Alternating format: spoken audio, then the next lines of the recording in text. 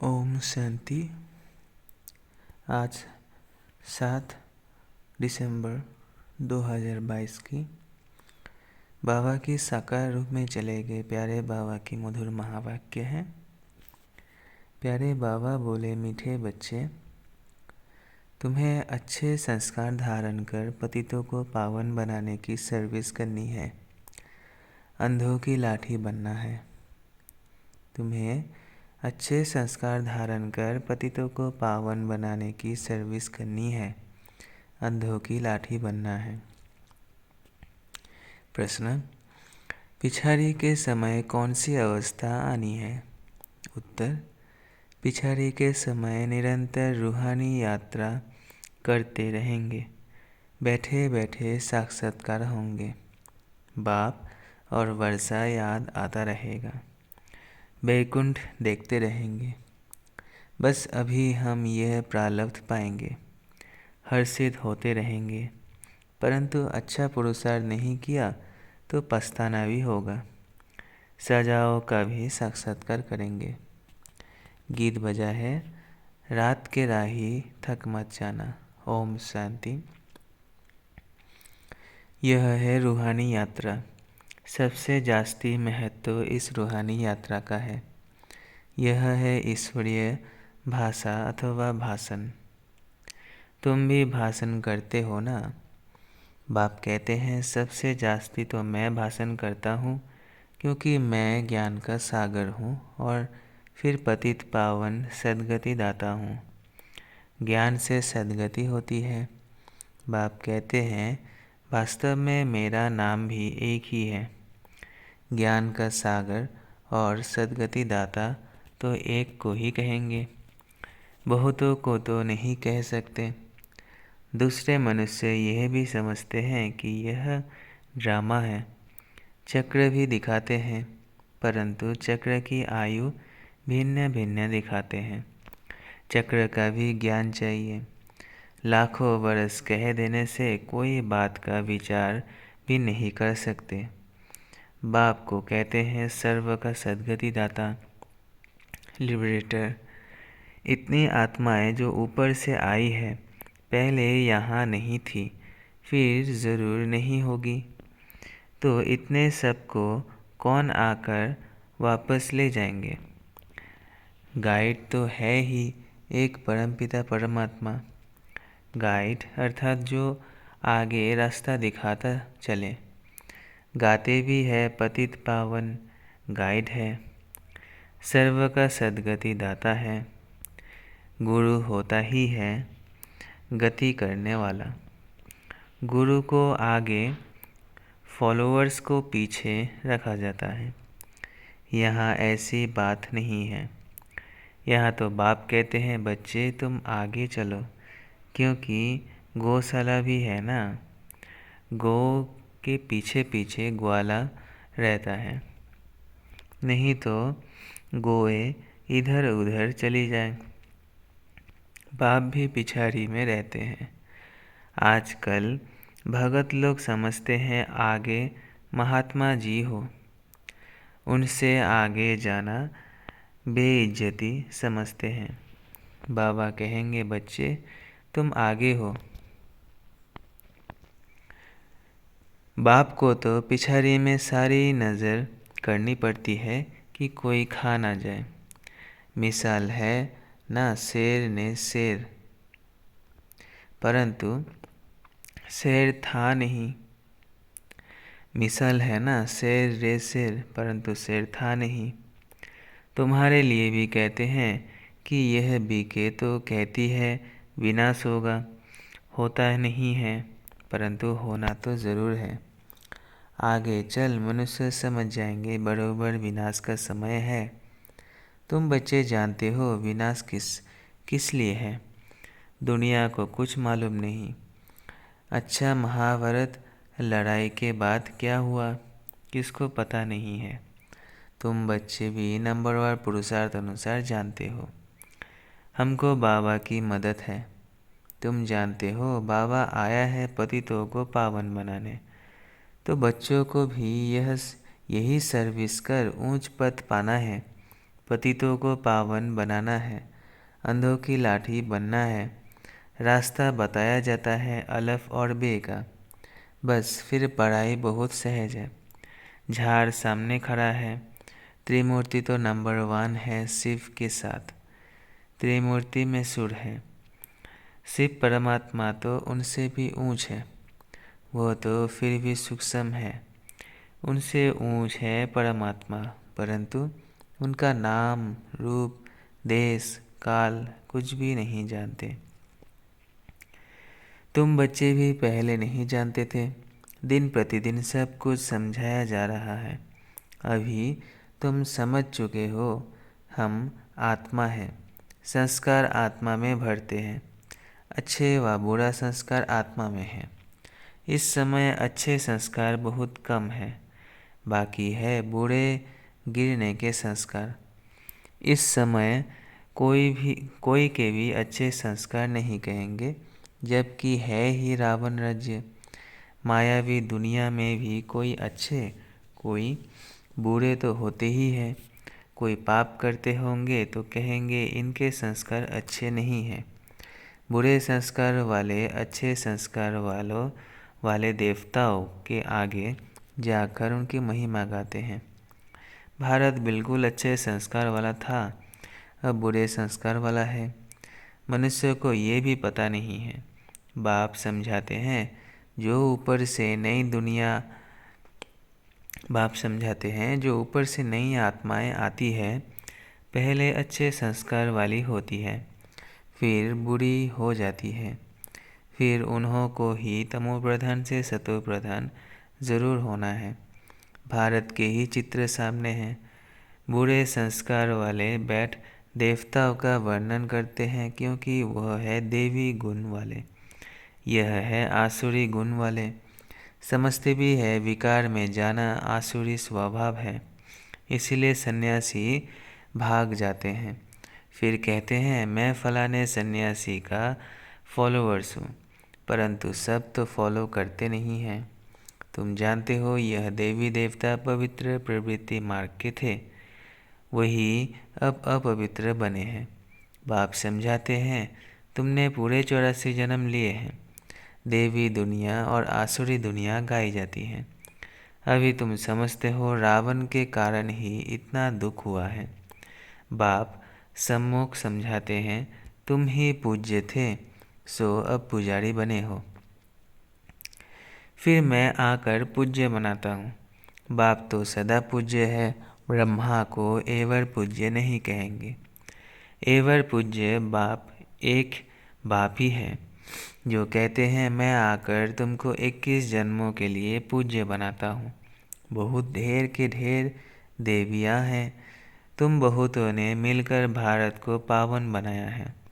अब तुम्हारी बुद्धि में फर्स्ट क्लास नॉलेज है कि सृष्टि चक्र कैसे फिरता है। बाप ही सारा राज समझाकर अपने साथ रूहानी यात्रा पर ले जाते हैं। वह है स्पिरिचुअल फादर, आत्माओं का बाप। उनकी ही महिमा गाते हैं, हे पतित पावन आओ। वह है स्पिरिचुअल फादर, आत्माओं का बाप। उनकी ही महिमा गाते हैं, हे पतित पावन आओ। बहुत मनुष्य समझते हैं कि आत्मा पतित होती है, कोई फिर नहीं भी समझते हैं। बुरे व अच्छे संस्कार आत्मा में ही है, आत्मा ही दुख उठाती है। तो बाप समझाते हैं बच्चे सर्विस करो, पाप आत्माओं को पावन पुण्य आत्मा बनाओ। भारत का गायन है कि भारत जैसा पुण्य आत्मा कोई नहीं। शिव पर बलि भी भारत में चढ़ते हैं, परंतु अर्थ नहीं समझते। समझते थे हम शिवपुरी मुक्ति धाम में चले जाएंगे। ऐसे नहीं कि सेकंड में उन्हों को मुक्ति मिलती है। हाँ, जो पाप किए हुए हैं उनसे मुक्ति मिलती है, उनकी बाकी वापस स्वीट होम में तो कोई जा नहीं सकते। स्वीट होम है माता पिता का घर। मनुष्य तो कुछ भी जानते नहीं हैं, अंधश्रद्धा से सिर्फ ईश्वर कह देते हैं। अब ईश्वर एक है, फिर माता पिता क्यों कहते हो? वह है रचता तो ज़रूर माता भी होगी, नहीं तो रचना कैसे हो? तो माता पिता हम बालक तेरे, तो बालक जिस्मानी ठहरे ना। शिव बाबा ब्रह्मा मुख द्वारा तुमको अपना बनाते हैं, इनमें प्रवेश कर एडप्ट करते हैं। अभी तुम बाप द्वारा सम्मुख सुन रहे हो, फिर 5000 बरस के बाद सुनेंगे। अभी जो तुम लिख रहे हो वो सब खत्म हो जाएगा, फिर यह बातें बताए कौन? समझो कोई नीचे से पुराने कागज आदि निकलते हैं, जिससे शास्त्र बैठ सुन बनाते हैं, फिर भी भक्ति मार्ग वाले वही शास्त्र निकलेंगे, कोई नए नहीं बनाए हैं। ड्रामा प्लान अनुसार नीचे से वही निकले होंगे। गीता, भागवत, महाभारत, रामायण आदि फिर भी वही बनेंगे। स्वर्ग की सामग्री भी वही बनती है जो कल्प आगे थी। हम अभी समझते हैं स्वर्ग में जाकर ऐसे ऐसे महल बनाएंगे। तुम बच्चों को स्थायी खुशी होनी चाहिए। हम जाकर प्रिंस बनेंगे। अगर निश्चय नहीं है तो स्कूल में जैसा बेसमझ बैठे हो, यहाँ भी अगर नॉलेज समझकर किसको समझाते नहीं तो बेसमझ हुए ना। राजाएं तो बनने हैं, फिर कोई सूर्यवंशी में बनेंगे, कोई चंद्रवंशी में। पढ़ाई में बहुत बहुत फ़र्क पड़ जाता है। बाप तो अच्छी रीति समझाते रहते हैं, बच्चों को अच्छी रीति पुरुषार्थ करना पड़े। बाप और क्या करेंगे? समझाएंगे रूहानी यात्रा पर रहो, और कुछ नहीं समझा सकते तो चित्रों पर समझाओ। यह भी देखते हो जिनको समझाते हैं वो तीखे हो जाते हैं, और धर्म वाले भी आते हैं। बाबा ने साक्षात्कार तो पहले ही कराए हैं कि यह इब्राहिम, बौद्ध, क्राइस्ट भी आएंगे। ये सब समझने की बातें बिल्कुल ही सहज है। सृष्टि चक्र को समझना बहुत सहज है। मुश्किल बात है बाप की याद में रहना, पवित्र भी बन जाए। डिफ़िकल्ट है रूहानी यात्रा जिसमें थक जाते हैं। अगर सारा दिन याद ठहर जाए फिर तो कर्मातीत अवस्था ही हो जाए। स्कूल में पास तो तब होंगे जब रिजल्ट निकलेगी। मुख्य है रूहानी यात्रा की बात। रूहानी यात्रा यह अक्सर बहुत अच्छा है। योग में ही मेहनत है। हठी योग सिखलाने वाले तो बहुत है, परंतु यह है रूहानी योग, तुम्हारे सिवाय कोई समझा नहीं सकते। इस राजयोग से ही मनुष्य पतित से पावन ही हो सकते हैं। यह योग बाबा और तुम बच्चे ही सिखला सकते हो। बाहर में जब सभी सुनेंगे तो कहेंगे कि हमारा योग ठीक है और सभी झूठे योग हैं। बाहर में भी बच्चों को जाना तो है ना। इस योग को कोई जानते नहीं है, इसका नाम ही है हठी योग। यह है राजयोग। भगवानुवाच, मैं तुमको राजयोग सिखलाता हूँ। वो हठी योग मनुष्य सिखाते हैं। अब भगवान कौन? श्री कृष्ण ने तो योग से इतना पद पाया। भगवान तो ऊंचे थे ऊंच निराकार हैं, तो बीज और झाड़ का ज्ञान बहुत सहज है, बाकी याद में नहीं रह सकते। झाड़ आदि का राज बहुत सहज है, किसको समझाना। बच्चे बहुत अच्छी रीति समझाते भी हैं, बाकी योग में मेहनत है। घड़ी घड़ी एक दो को सावधानी देते रहे तो भी ओहो भाग्य। समझते हैं सहज भी है तो मुश्किल भी है। बहुत फेल होते हैं, इसलिए कहते हैं हमको योग में बिठाओ। हमको शांति पसंद आती है। शांति का नाम सुना है ना। कोई कहते हैं निष्ठा में हमको शांति मिलती है, ये भी गोपोड़ा है। आधा घंटा योग में बैठकर चले गए, वो कोई शांति नहीं। वो अल्पकाल की हो गई। शांति तब मिल सकती है जब गृहस्थ व्यवहार में रहते पवित्र बन रूहानी यात्रा पर रहे। ऑफिस में बैठे, घर में बैठे यात्रा करते रहे। जो अवस्था तुम्हारी पिछाड़ी में आनी है, बैठे बैठे साक्षात्कार करते रहेंगे। बाप और वर्षा याद आता रहेगा। बैकुंठ देखते रहेंगे। बस अभी हम ये प्रारब्ध पाएंगे, पिछाड़ी में बहुत साक्षात्कार होंगे। पछताना भी यहाँ होगा जब देखेंगे फलाने फलाने क्या बनते हैं, हम क्या बनते हैं। सजाए भी बहुत खाएंगे। बाप कहेंगे हम तो तुमको समझाते रहे, तुमने समझा नहीं। सिवाय प्रूफ किसको सजा नहीं मिल सकती। साक्षात्कार कराकर फिर सजा देते हैं तो बच्चों को अच्छी रीति समझाया जाता है। अभी पुरुषार्थ नहीं करेंगे तो कलप कलप ऐसा ही ढीला पुरुषार्थ होगा। अभी तुम समझ सकते हो, हमसे फलाने ऊंच पद पाएंगे। सर्विस का बहुत शौक है। कोई आए तो रास्ता बताए, इतना हर्ष रहता है। डूबे हुए को पार कराना है। तैरने वाले जो होते हैं वो झट कूद पड़ते हैं, गाते हैं नैया मेरी पार लगा दो। बाप हमको सच्चा रास्ता बता रहे हैं। हमको फरमान मिला है, कोई भी आए तो उनको अपना लक्ष्य बताना है। बाकी यह शास्त्र आदि सब भक्ति कल्ट के हैं। पतित पावन एक बाप ही है जो आकर गीता ज्ञान सुनाते हैं। श्री श्री 108 यह रुद्र अथवा अर्थात शिव निराकार का माला है। निराकार आकर पढ़ाते हैं। ये कोई शास्त्र का ज्ञान नहीं है। हमको तो बाप ज्ञान सुनाते हैं। महिमा ही बाप की है। ज्ञान का सागर वह है। ऐसा समझाना चाहिए जो वह कोई बात बीच में कर न सके। हम बेहद के बाप से पढ़ते हैं। सर्व का सद्गति दाता वह बाप है। इस पर जोर देना चाहिए। नहीं समझते तो छोड़ दो। बोलो तुम देवता धर्म के ही नहीं हो, ये रास्ता छोड़ दो। परंतु समझाने की हिम्मत चाहिए। सन्यासी भी कोई कोई आ जाते हैं।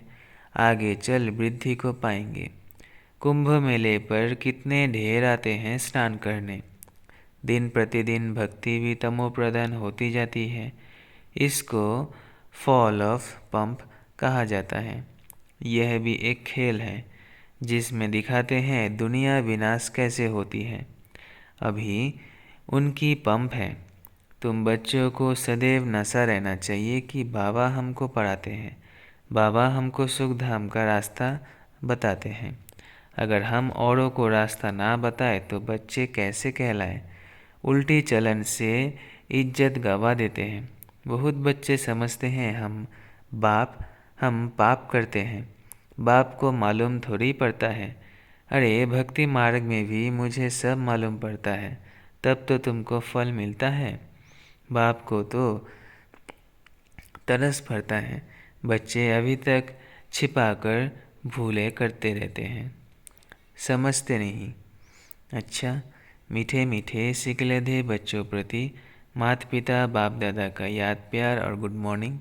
रूहानी बाप की रूहानी बच्चों को नमस्ते। हम रूहानी बच्चों की रूहानी बाप दादा को याद प्यार गुड मॉर्निंग और नमस्ते नमस्ते नमस्ते। शुक्रिया बाबा, शुक्रिया। धारणा के लिए मुख्य सार पहला है, रूहानी यात्रा पर रहने के लिए एक दो को सावधान करते रहना है। कर्मातीत अवस्था में जाने के लिए सारा दिन याद में रहने की मेहनत करनी है। दूसरा है, कोई भी उल्टी चलन नहीं चलनी है।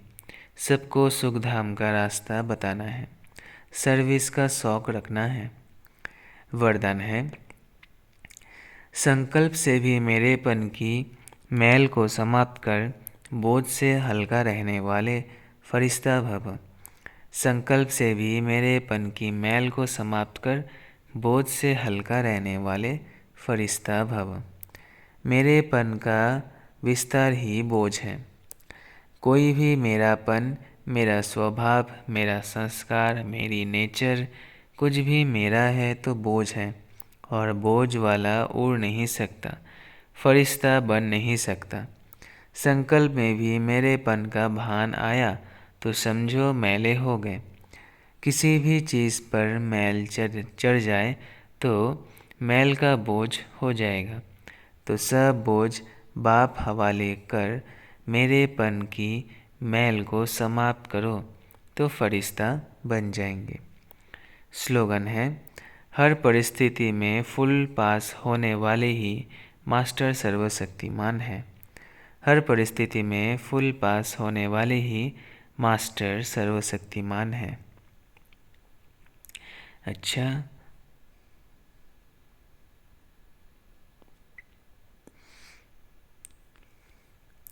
ओम शांति, ओम शांति, ओम शांति।